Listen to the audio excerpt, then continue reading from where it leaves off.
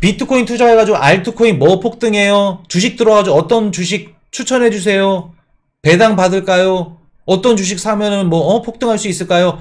어떤 거를 사야 되지만 묻고 있어. 지금 시장이 어떤 사이클로 돌아가고 어떤 패턴으로 돌아가는지는 몰라.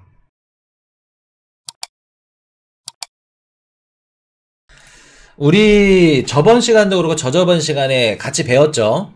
연준이 미국이 달러를 금리를 올리는 이유, 그거 관련해서도 배웠고, 왜 금리를 인상해서 어떤 식으로 지금까지 배를 불려왔는지, 어떻게 기축통화가 됐고 선진국을 자리 계속해서 그 패권 국가로 유지할 수 있었고, 이런 이유들, 그거를 말씀을 드렸었죠.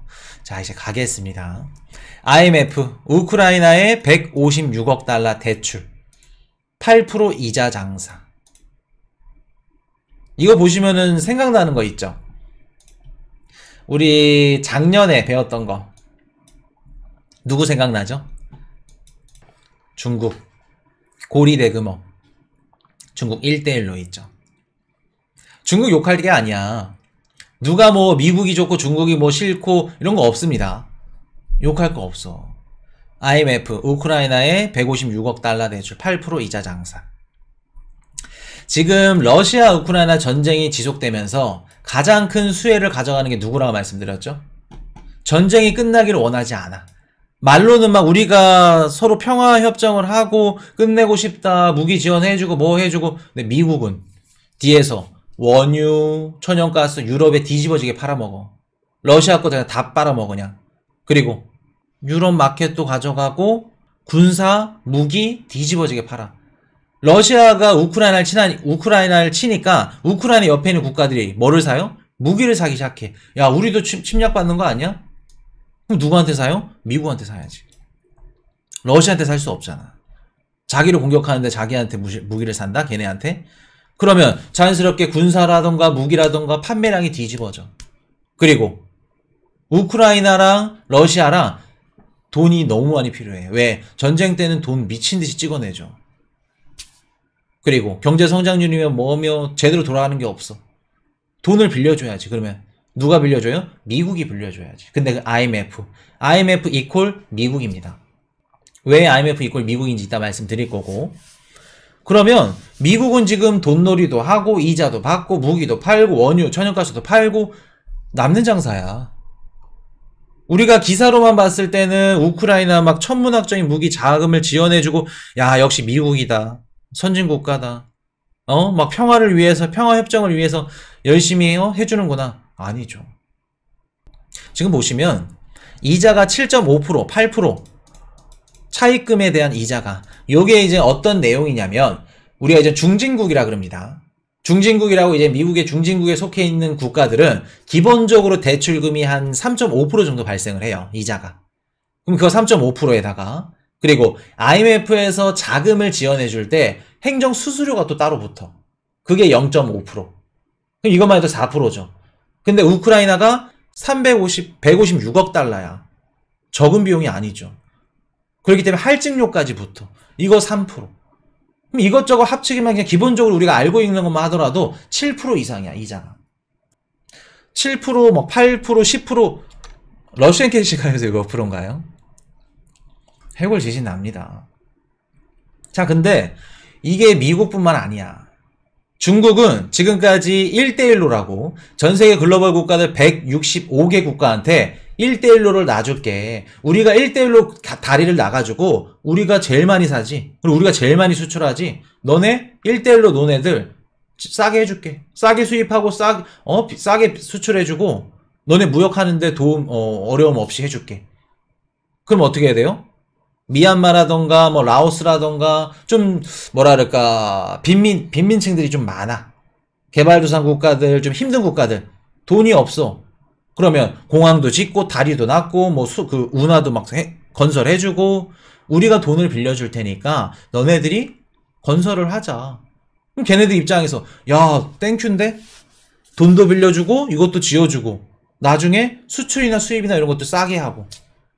근데 봤더니 뭐예요? 다리를 지어주는데 중국계 기업들이 다 들어와. 이자도 뒤집어져. 그리고 국가 대 국가 계약이 아닌 국가 대 막 무슨 은행, 국영은행, 중앙기업은행. 보통 국가 대 국가 계약을 하고 기업, 계약서를 작성하면 이런 것들이 다 나와. 전 세계 국가들이 다 볼 수가 있어, 표면적으로. 근데 국가 대 기업이나 뭐 민간 기업 이렇게 되면은 이게 서로 협약을 통해서 공개하지 말자.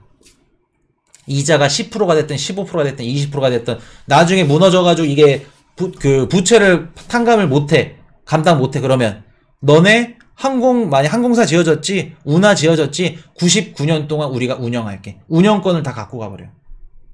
예를 들어서 칠레랑 계약을 했어. 칠레 너네 구리 많이 나오지, 너네 원자재 이런 구리 우리가 다 가져갈게. 수출품들, 생산품들 이런 거까지 싹 다 가져가 버려. 계약서에다 넣고. 그러면 중국이 얻을 수 있는 건 뭐냐면 165개 국가의 위안화가 뿌려지게 되죠. 자연스럽게 부채를 위안화로 갚아야 됩니다. 그리고 그 뜻은 전 세계에서 사용되는 위안화의 수요며 아니면 사용되는 양이며 점유율이 늘어나겠죠. 기존의 달러 마켓으로 가득 찼던 거를 위안화 색깔로 덮겠다는 얘기입니다. 근데 미국 이거 가만둘까? 어라? 얘네 봐라. 미국 당연히 승질나죠. 지금 안 그래도 각국 중앙은행들이 금을 매집하고 있고 중국이며 각 국가들이 미국 국채를 던지기 시작했어. 그러면 미국 우리 달러에 또 달러가 얼마나 소중하고 달러가 얼마나 중요한 건지 좀 가르쳐 줘야겠네? 연준에서 작년 3월부터 뭐를 해요? 금리를 인상하기 시작합니다. 75bp 사면서 금리 인상하고 가파르게 급격하게 금리를 올려. 그랬더니 달러 품귀 현상이 일어나. 시장에 있는 달러들이 막 미친 듯이 없어져. 스리랑카 막 이런 스리랑카 같은 경우에는 달러가 없어서 나라가 망해. 부도가 나. 그럼 나라가 망했을 때 누가 쭉 들어가요? IMF가 들어갑니다. 구제 금융을 해주죠. 뭐를 빌려줘요? 달러를 빌려줍니다. 자, IMF가 왜 미국이냐면 IMF가 이제 지분율이 있는데 1대 제일 많은 지분을 갖고 있는 게 17.43% 미국입니다. 2등이 일본 6.47. 3등 누굴까? 비슷해. 중국 6.4%. 그리고 그 다음 이어가는 게 독일 5.59%. 그러면 IMF에서 이런 70%인가 75% 이상 이게 찬성을 해야지 IMF에서 이렇게 돈을 빌려주고 뭐를 해주고 구제금융도 해주고 하는데, 사실상 IMF의 입김은 누가 제일 세다? 미국이다. 그리고 IMF 회원국 출자 비율에 따라서 SDR, 우리 SDR도 사실 배웠어. 리플이랑 스텔라 이거 공부하면서 1년 전 영상 보시면 다 배웠습니다. 그래가지고 요거 소유하고 있는 것만큼 SDR을 준다. 특별 인출권이라고. 요게 뭐냐면 이제 예를 들어서 우리 1997년도 외환금융 위기 터졌죠. 우리 한국이. 그럴 때 위기 있을 때 담보 없이 달러나 유로나 파운드나 엔화나 위안화 인출할 수 있는 권리를 SDR 특별 인출권입니다. 근데 이제 그때 당시에는 구제금융이고 97년도에는 IMF가 구제금융을 해준 거고, 예를 들어서 미국이 무너져 힘들어졌어. 그러면 이런 거 그냥 담보 없이 달러 뺄 수 있어. 근데 뺄 수 있는 비중이 제일 많은 비중을 갖고 있는 국가가 미국. 지분율에 따라서. 이렇기 때문에 미국은 무너질 수 없는 겁니다. 무너질 수 없는 거예요. 자, 중국이 무너진데 6%밖에 못 빼요. 예를 들어서 지분율만큼. 미국은 17% 이상 빼. 담보 없이. 유로, 달러, 위안화 이런 내용들 모르지. 그러니까 중국이 지금 LNG 위안화로 결제 묶여 있고 하고 중동이랑 친하게 지내고, 그냥 표면적인 기사들만 보고 야, 미국 달러는 망했다. 달러의 영향력이 낮아지고 있다? 맞습니다. 그거는 맞아요. 근데 달러가 망한다? 그건 잘못됐죠. 물론 망할 수도 있어. 근데 달러가 어느 정도 지금 영향력을 갖고 있고 전 세계 시장이나 이런 것들 다 갖고 있는 것들 보면은 달러가 아직까지는 킹이야. 아직까지는. 자, 그러면 100년마다 통화가 바뀐대. 그것도 맞아요. 달러 멸망할 겁니다. 소각될 거예요. 그럼 그 다음에 뭘로 간다? 달러 다음에 앞에 세 글자만 붙이면 돼. 달러 이제 100년 다 됐으니까 없어져야 됩니다. 맞습니다. 디지털 달러. 우리가 비트코인 투자하는 이유. 센트럴 뱅크, 디지털 커런시, 디지털 달러. 그게 앞으로 100년을 차지할 거다. 이해되셨나요? 그러면 IMF는 이퀄 미국입니다. 스리랑카 무너지지 1997년 우리 IMF 금융위기 터져서 한국이 무너졌어요. 그때 누가 구제금융이 들어왔죠? 월가자분들 미친듯이 들어왔죠. IMF가 구제금융 들어옵니다. 구제금융 들어왔다는 건 뭔 뜻이에요? 우리가 알고 있는 은행권들, 기업들, 금싸라기 기업들, 주식들 다 담아가. 그러면 다 담아가서 코스피며 코스닥이며 다 담아갔으니까 얘네들이 목적이 있겠죠. 주식을 샀어. 싼 값에.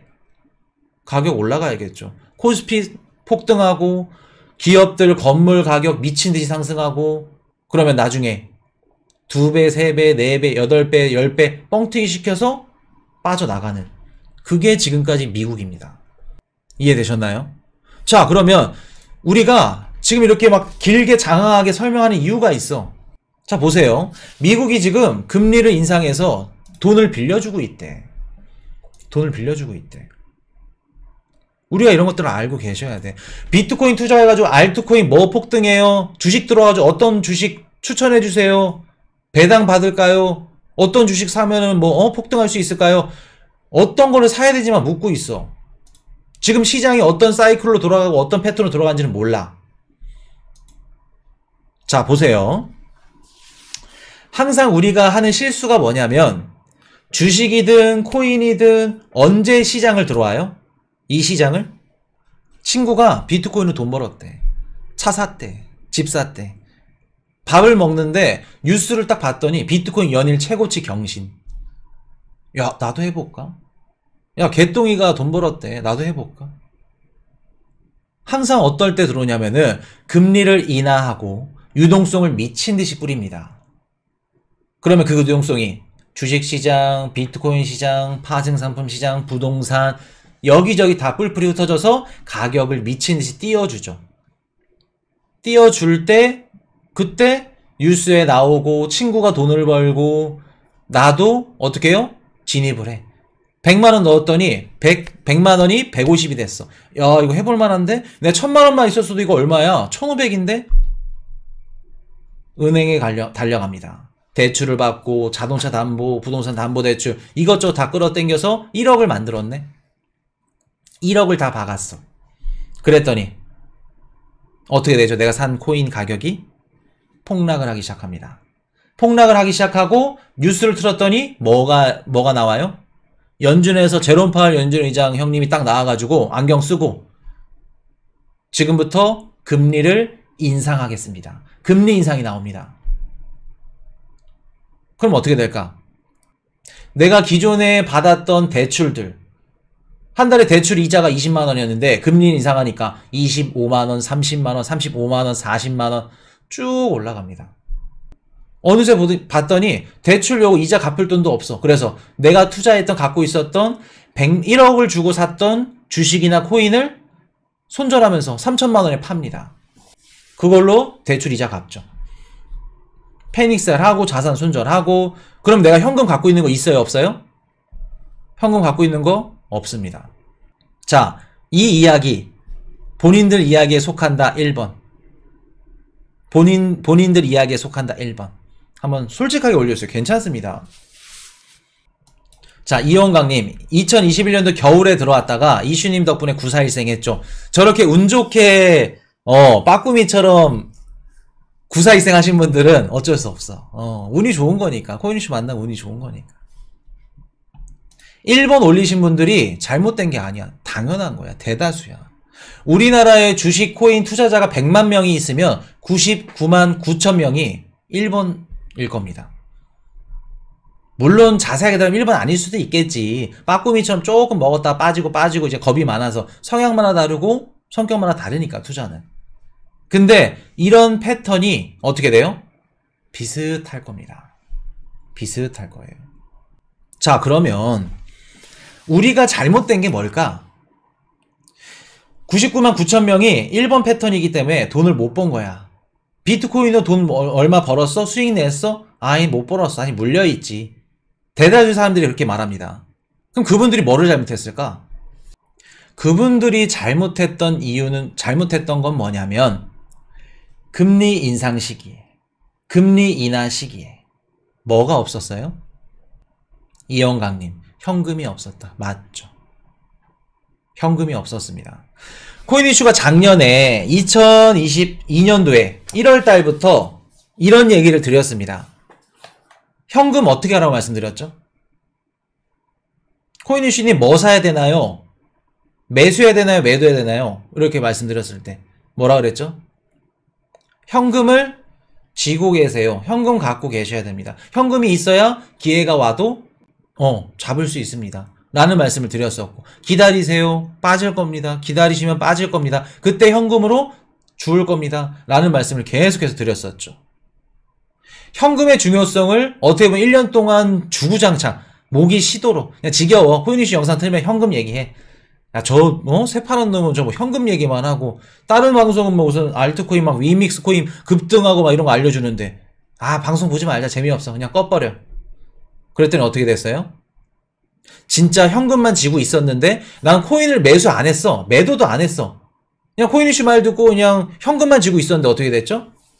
남들보다 수익이 30%, 40%. 코인 이슈님 현금만 갖고 있었는데 어떻게 수익이 30%, 40%예요? 남들은 다 위에서 물렸어. 가격이 하락이 오고 최저점이 오고 코인 이슈가 말씀드렸던 저점이 왔는데 현금 없이 코인만 갖고 있어. 마이너스 40%, 50%. 기회가 와도 못 잡는 겁니다. 진짜 미련한 거예요. 우리가 투자를 봤을 때 매수, 매도만 알고 계시죠? 틀렸습니다. 한 가지 더 있어요. 보유. 매수, 매도, 보유. 우리는 매수할 줄만 알고 매도할 줄만 알아. 근데 보유할 줄은 몰라. 가장 힘든 게 현금을 갖고 있는 거야. 참는 거. 매수 누구나 할 수 있어. 매도도 누구나 할 수 있어. 근데 현금을 갖고 참을 수 있는 거는 누구나 못해. 누구나 못하는 걸 코인 이슈가 1년 동안 방송에서 알려드린 겁니다. 우리 다 배웠던 거고. 근데 진짜 배우고 그렇게 했더니 어떻게 됐죠? 남들 비트코인 5천만 원을 살 때 우리는 2,500, 2,600. 비싼데? 뭐 고민해. 그 사람들 입장에서 우리 꼴배기 싫지. 가격 막 떨어지니까 다른 방송들은 막 회원 이탈하고 막 싫어하고 욕 나오고 막 난리나. 근데 우리는 박수치고 난리나. 좋아서. 잘못됐잖아. 거꾸로 됐지. 가격이 빠지는데 왜 시청자 수가 막 3,500명이 늘어나고 왜 좋아해? 왜 다른 방송과 다 반대로 가는 걸까?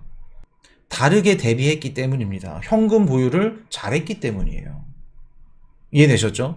작년에 현금만 보유해도 돈 버실 거예요. 수익 내실 거예요. 말씀드렸던 이유가 다 이런 것 때문에 드리는 겁니다.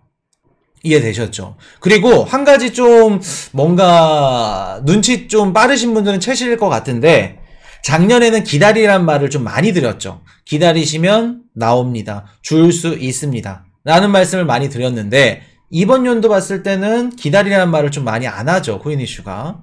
왜 기다리라는 말을 안 하는지 이것도 다 말씀드렸던 거예요. 작년에 코인 이슈가 기다리세요 말 그리울 겁니다 라고 한번 말씀드렸었는데 그리울 거예요. 그리워할 겁니다. 이번엔 연말만 가도 또 그립지. 내년 가도 그립고. 그만큼 기회를 많이 드렸다는 겁니다. 드렸는데 못 잡으면 어쩔 수 없지. 본인 선택이고 판단이지. 현금이 얼마나 중요한지 이해되셨죠? 그리고 현금을 내가 보관을 하고 비중 조절을 잘 하려면 무조건 매수할 때도 분할로, 매도할 때도 분할로 하셔야 된다는 거. 자, 오늘 마지막 정리하겠습니다. 평생 올라가는 자산과 평생 내려가는 자산은 없다. 현금을 사용하는 방법에서 우리 투자의 승부가 판가름 나게 될 것. 코인 이슈 딱 끝. 오늘 여기까지 하겠습니다. Hey, I got a confession. Been losing all momentum.